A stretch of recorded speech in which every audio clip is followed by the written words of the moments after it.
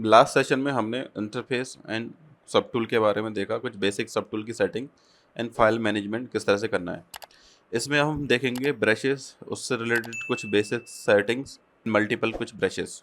Start में हमको standard brush default मिलती है, जो कि आप जब भी हर बार ओपन करेंगे जी ब्रश को तो आपको हमेशा स्टैंडर्ड ब्रश ओपन मिलेगी। ब्रश की कुछ स्टाइल होती है, किस स्टाइल में हमें उसे चलाना है, ड्रैग पोजीशन में चलाना है, फ्री हैंड में चलाना है, उसके साथ किसी अल्फ़ा को एडजस्ट करना है। मल्टीपल ब्रशेस हमारे यहाँ पर होती हैं। जनरली जैसे हमेशा की तरह हमको सारी ब्रशेस काम नहीं आएंगी। कुछ सेलेक्टेड ब्रशेस हैं जो हमारे ज़्यादातर केसेस में काम आती हैं, एंड कुछ ब्रशेस हैं जो कंडीशनली किसी किसी प्रोसेस में ही हमें काम आती हैं, किसी मटेरियल के लिए हमें काम आती हैं। अभी के लिए हमने एक डिफ़ॉल्ट क्यूब ले रखा है। अगर हम इस पर ब्रश को ड्रैग करें तो अभी क्योंकि इसमें पॉलिश बहुत कम है तो ब्रश का फील हमें पूरा पिक्सलेट दिख रहा है, क्योंकि अभी इसमें बहुत ज़्यादा डिविजन्स नहीं है, पॉलिश नहीं है। सो पॉलिश को किस तरह से मैनेज करना है, उसका किस तरह से डिवाइडेशन करना है वो देखते हैं। यहाँ पर आप देख रहे होंगे 482 active point and total point भी 482 हैं। तो इसका क्या मतलब है? पॉइंट्स का मतलब है ये हमारी फेसेस की काउंटिंग बता रहा है कि इस वक्त इस क्यूब में हमारे एक्टिव पॉइंट 482, मतलब 482 हमारे फेसेस हैं। टोटल पॉइंट का मतलब ये है अगर हमारे पास यहाँ पर मल्टीपल सब टूल्स होते और तो इन सारे सब टूल्स में जितने भी एक्टिव पॉइंट्स हैं, जैसे कि हम एक बार चेक करते हैं, सिलेंडर में हमारे एक्टिव पॉइंट 482 हैं, इस क्यूब में हमारे एक्टिव पॉइंट कुछ 1,26,000 के समथिंग कुछ हमारे इसमें एक्टिव पॉइंट्स हैं। टोटल सारे सब टूल्स में हमारे टोटल पॉइंट्स ये हुए। तो यहाँ पर हमें पूरे सब टूल्स की जितने भी सब टूल्स हमारे यहाँ पर होंगे सारे पॉइंट्स बताएगा, एंड एक्टिव पॉइंट जो भी हमारा सेलेक्टेड सब टूल है। शिफ्ट F से आप बायर फ्रेम को ऑन एंड ऑफ कर सकते हो। अभी हमको इसमें कुछ पॉलिश की रिक्वायरमेंट है, तभी हमारी ब्रशेस इस पर कंफर्टेबल चल पाएंगी। पॉलिश को बढ़ाने के लिए ज्योमेट्री में यहाँ पर डिवाइड का ऑप्शन है। जैसे ही आप इसे डिवाइड करेंगे तो आप यहाँ पर चेक कर पाओगे कि आपके पॉलिश थोड़े यहाँ पर बढ़ने चालू हो गए, एक्टिव पॉइंट्स बढ़ गए हैं। जब भी हम एक डिवाइड देते हैं, डिवाइडेशन देने के लिए आप कंट्रोल डी भी यूज़ कर सकते हो, डिवाइड का ये शॉर्टकट है। एक डिवाइडेशन करने पर ऑलमोस्ट 4 टाइम हमारे पॉलिश बढ़ते हैं। एकदम एग्जैक्ट 4 टाइम नहीं होंगे, लेकिन करीब करीब 4 टाइम हमारे पॉलिश उसके बढ़ते हैं। जैसे हमारे पहले 482 थे, अगर आप इसे कैलकुलेट करेंगे तो करीब 4 टाइम हमारे बढ़ चुके हैं। अगेन कंट्रोल डी करने पर हमारे सब डिवीजन 3 हो चुके हैं, एंड हमारे यहाँ पर फिर से 4 टाइम पॉलिश बढ़ चुके हैं। अभी अगर हम ब्रश को चला के देखें तो स्टिल ब्रश पहले से तो थोड़ी कंफर्टेबल है, लेकिन अभी भी पिक्सलेट हमें दिख रहा है, क्योंकि हमारे पॉलिश बहुत ज़्यादा अभी कंफर्टेबल यहाँ पर नहीं है, बहुत अच्छे से पॉलिश हमने नहीं लिए हैं। तो हम एक और डिवीजन दे लेते हैं जब तक कि हमको यहाँ पर थोड़ा सा स्मूथ फील देखने को ना मिल जाए। एंड एक और इस वक्त हमने 5 डिवाइडेशन दे रखे हैं, 5 डिवीजन है। 5 डिवीजन देने का मतलब ये नहीं कि हमने 5 बार डिवाइड किया नहीं था। जो हमारी पहली पोजीशन थी जहाँ पर हमारे 482 पॉलिश थे, उसको वो डिवीजन 1 ही काउंट करता है। उसके बाद हमने एक्चुअल में 4 डिवीजन दिए थे, तो सेकंड हमारा ये था एंड थर्ड ये, जिसमें कि पॉलिश हमारे बढ़ते जा रहे हैं, फोर्थ ये एंड फिफ्थ ये।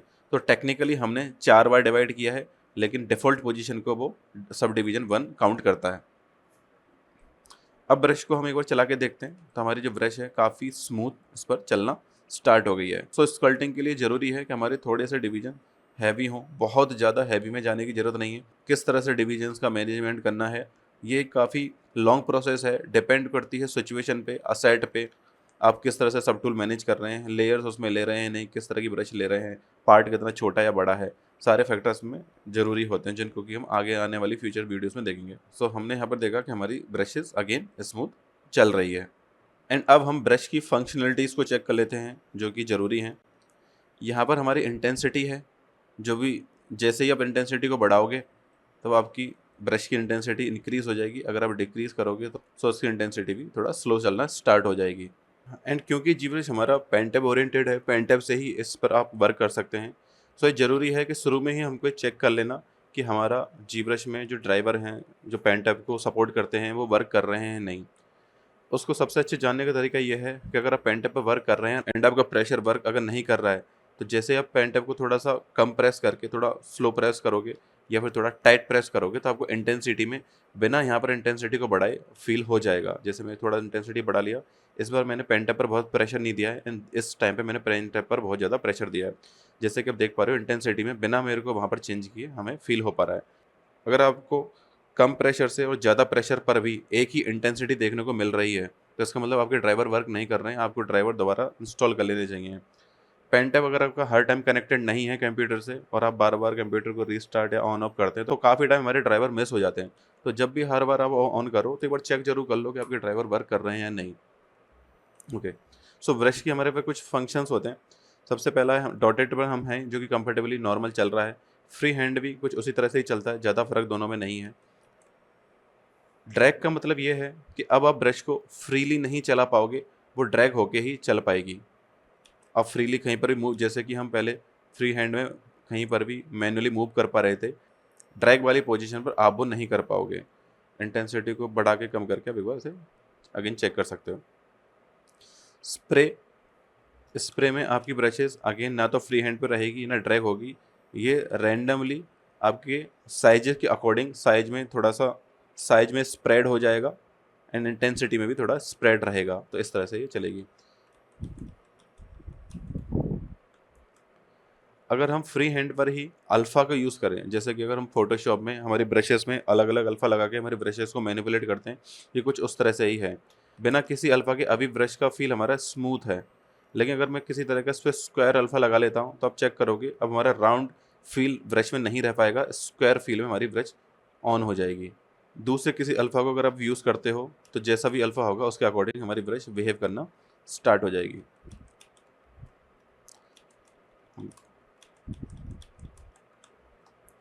नेक्स्ट आता है हमारा ड्रॉ साइज। आप ब्रश की साइज को कम या ज़्यादा भी कर सकते हो। ज़रूरी नहीं कि आप हर बार ड्रॉ साइज में जाकर ही ब्रश की साइज को ऑन ऑफ करें। जहाँ पर भी आपका कर्सर है वहाँ पर आप एस प्रेस करोगे, उसी टाइम पे इंस्टेंट आपकी ब्रश का ड्रॉ साइज आपको मिल जाएगा, वहीं से उसी टाइम पे ड्रॉ साइज को मैनिपुलेट कर सकते हो। अगला है हमारा फोकल शिफ्ट। फोकल शिफ्ट क्या करता है, जैसे कि आप देख पा रहे हो जो भी ब्रश आप लेते हो उसमें आपको दो तरह के सर्कल मिल रहे हैं, एक inner circle and outer circle. Focal shift का मतलब ये है कि इन दोनों सर्कल के बीच में जितना ज़्यादा गैप होगा हमारा ब्रश का स्मूथनेस उतना ही ज़्यादा होगा। अभी हमारी ब्रश स्मूथ है, अगर मैं इसके गैप को और भी ज़्यादा बढ़ा दूँ, प्लस में जाता हूँ, तो ये और भी काफ़ी स्मूथ बिहेव करना स्टार्ट कर देगी। अब यहाँ पर देखोगे थोड़ा सा स्टेप्स दिख रहे थे, अब हमारे स्टेप्स नहीं दिख रहे हैं। और अगर इस गैप को हम बहुत ज़्यादा कम कर दें तो हमारा ब्रश का फील काफ़ी शार्प हो जाएगा। अब वो उतनी स्मूथ नहीं चल पाएगी, वो शार्प फॉर्म में चलना स्टार्ट हो जाएगी एंड स्टेप्स पहले से ज़्यादा दिखना स्टार्ट हो जाएंगे। अगर आप अपनी ब्रश का फील शार्प रखना चाहते हैं एंड इस तरह के स्टेप्स को नहीं चाहते कि स्टेप्स ना बने, तो इसके लिए स्ट्रोक में जाके लेजी माउस को आपको ऑन करना पड़ेगा। ये ऑन एंड ऑफ दोनों डिपेंड करता है कि आप इसे ऑन करना चाहते हैं ऑफ करना चाहते हैं। तो लेजी स्टेप्स को आपको जैसे 0.25 पर ही अभी डिफ़ॉल्ट है, हर ब्रशेस में लेजी स्टेप हो सकता है डिफरेंट डिफरेंट हो, तो अभी के लिए हमें 0.25 पे मिला है, इसको हम 0.05 कर देते हैं और कम कर दिया। तब अभी देखोगे कि स्टेप्स पहले से हमारे कम पड़ गए हैं। इंटेंसिटी काफ़ी ज़्यादा है, थोड़ी इंटेंसिटी कम करके चेक करते हैं, तब हमारे स्टेप्स उतने नहीं दिख रहे हैं। अगर हम उसे और कम कर दें 0.01 तो पहले से वो और भी स्मूथ दिखना स्टार्ट हो गई है। सो फोकल शिफ्ट को भी हम मैनिपुलेट करते हैं हमारी नीड के अकॉर्डिंग। डिफ़ॉल्ट अभी के लिए हम इसे 0 पर ही कर देते हैं। नेक्स्ट है हमारा जी एड एंड जी सब।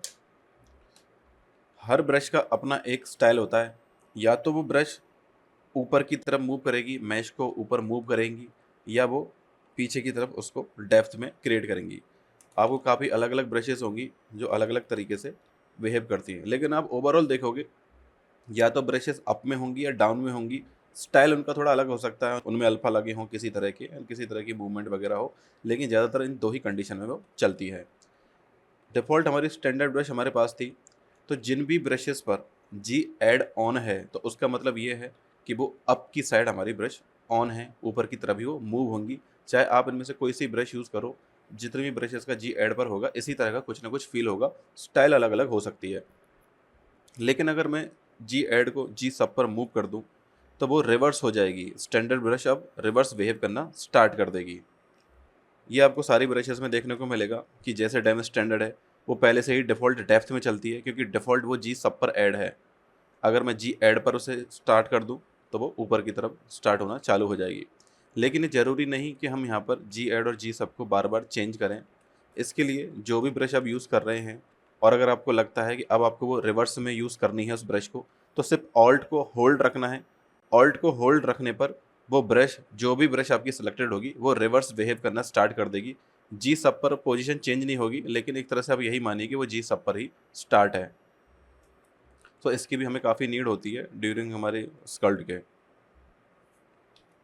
यहाँ हमारे कुछ डिफरेंट मटेरियल्स होते हैं, आप अपनी पसंद के मटेरियल स्टार्टिंग में लगा सकते हो। ज़्यादातर कोशिश करना चाहिए कि हम ग्रे मटेरियल्स में रहें, कैविटी वाले मटेरियल्स हों जिनमें की डिटेल्स अच्छी दिखती है। लेकिन एक्सपेरिमेंट के तौर पर आप स्टार्ट में एक बार सबको चेक कर सकते हो। कुछ एक्स्ट्रा ऑप्शंस भी हैं हमारे मैश को या जो भी सब टूल है उनको हैंडल करने के लिए, हमारे इंटरफेस को हैंडल करने के लिए, जैसे कि स्क्रॉल से आप मूवमेंट कर सकते हो। आप अपने ओवरऑल जो भी हमारा वर्किंग एरिया है, जूम इन जूम आउट हमने स्टार्टिंग में देखा ही था कि किस तरह से हमको जूम इन जूम आउट करना है। एक्चुअल साइज वो है, अगर आप एक्चुअल पर करोगे तो जो भी एक्चुअल साइज होगी उसमें फिट हो जाएगा। पर्सपेक्टिव मोड आपको ऑन रखना है नहीं, मेजॉरिटी केसेस में पर्सपेक्टिव को ऑन रखना चाहिए, थोड़ा एक अच्छा कंफर्टेबल व्यू देखने को मिलता है।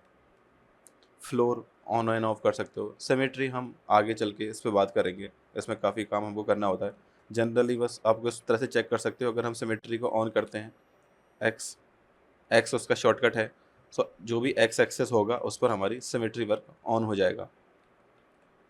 ट्रांसफॉर्म के अंदर आप एक्सेस को चेंज कर सकते हो। अब हमारा वाई एक्सेस ऑन हो गया है इस टाइम पर, एंड अगर वाई को बंद करके जी को ऑन करेंगे तो हमारा जी एक्सेस ऑन हो जाएगा। एंड आप चाहो तो एक ही टाइम पे दो एक्सेस को भी ऑन एंड ऑफ कर सकते हो। तो इस पे हम आगे जब स्कल्ट करेंगे या सेट्स बनाएंगे तब और भी डिटेल में बात करेंगे। एल सिमेट्री का मतलब ये है, जब भी हम कोई नई शेप लेते हैं और अगर हम फ्लोर को चालू करें तो वो हमारी सेंटर पोजीशन पर ही ड्रॉ होती है, चाहे कोई भी क्यूब, सिलेंडर या पहली बेसिक शेप कोई भी लें। अगर मैं इसको थोड़ी देर के लिए मूव कर देता हूँ, मैंने इसकी पोजीशन को सेंटर से मूव कर दिया है, ओके, एंड हम सिमेट्री को ऑन करते हैं। एक्स से मैं एक्स एक्सिस से सिमेट्री ऑन कर रहा हूँ, तो सिमेट्री अभी कैसे रीड हो रही है, जो भी हमारा पोजीशन है, सेंटर पोजीशन है, जैसे कि एक बार मैं सिमेट्री में गया, मैंने ऑन कर ली, तो आप चेक करोगे जो भी हमारा सेंटर पोजीशन है वहीं से सिमेट्री को वो यूज़ कर रहा है। तो क्योंकि इस जगह पर किसी भी तरह का सेट है ही नहीं, तो अभी हमारी सिमेट्री यहाँ पर नहीं चल रही है, क्योंकि वो ग्रिड की सेंटर पोजीशन को रीड कर रहा है। लेकिन एल सिमेट्री ऑन करने पर क्या होता है, अगर आप एल सिमेट्री ऑन रखते हो तो वो ग्रिड की सेंटर पोजीशन से नहीं, जिस भी सब टूल को आपने सेलेक्ट कर रखा है उसी में सिमेट्री को यूज़ करता है, उसी को रीड करता है। तो जब भी आप सिमेट्री को यूज़ करें तो कोशिश करो एल सिमेट्री हमेशा ऑन रहे। फ्रेम मतलब जो भी आपने सब टूल सेलेक्टेड है वो तरह से फोकस में हो जाएगा, जैसे कि एफ शॉर्टकट है। ज़्यादातर सॉफ्टवेयर्स में, मॉडलिंग के सॉफ्टवेयर में भी एफ हमारा फोकस ही होता है। ये हमारा ट्रांसपेरेंट मोड है, अभी हमें यूज़ नहीं कर पाएंगे, जब मल्टीपल हमारे पास सब टूल्स होंगे तभी हमारे ज़्यादा यूज़ में आता है। जैसे कि एक बार हम चेक करते हैं एक और, या फिर मैं इसी को डुप्लीकेट कर लेता हूँ। कंट्रोल शिफ्ट डी शॉर्टकट है डुप्लीकेट का, आप चाहो तो सब टूल में से भी डुप्लीकेट कर सकते हो। एंड ट्रांसपेरेंट मोड मैंने ऑन कर दिया, तो आप देख पाओगे कि हमारा जो भी असेट सेलेक्टेड है वो ट्रांसपेरेंट मोड में मूव हो गया है। सब टूल को सेलेक्ट करने के लिए ज़रूरी नहीं कि हम यहीं से सेलेक्ट करें, आप ऑल्ट के साथ भी जिस भी सब टूल पर क्लिक करोगे वो उसी टाइम पे इंस्टेंट सेलेक्ट हो जाएगा। ट्रांसपेरेंट मोड को ऑफ कर देते हैं। सोलो का मतलब है जो भी सब टूल आपका सेलेक्टेड है यहाँ पर वही आपको विजिबल होगा, बाकी थोड़ी देर के लिए आइसोलेट हो जाएंगे बिना सब टूल की आई को ऑफ करे भी। अगर आपके पास यहाँ पर, मैं एक और डुप्लीकेट कर देता हूँ, मल्टीपल सब टूल्स हो गए हैं, जिस भी सब टूल को सेलेक्ट करके अगर हम सोलो मोड पर रहेंगे तो बाकी के उस टाइम के लिए टेम्परेरी हमारे हाइड हो जाएंगे, दोबारा आप इसे ऑफ करके यूज़ कर सकते हो। सो ये हमारी कुछ ब्रश की सेटिंग्स एंड कुछ ऑप्शन है जिससे कि हम हैंडल करते हैं हमारे व्यू को, और ब्रशेस की कुछ मैनिपुलेट करने वाली सेटिंग्स हैं। एक बार आप इनको प्रैक्टिस करो, थोड़ा इस पर यूज टू हो जाओ, देन आगे ये स्कल्ट में काफ़ी ज़्यादा हेल्पफुल रहता है।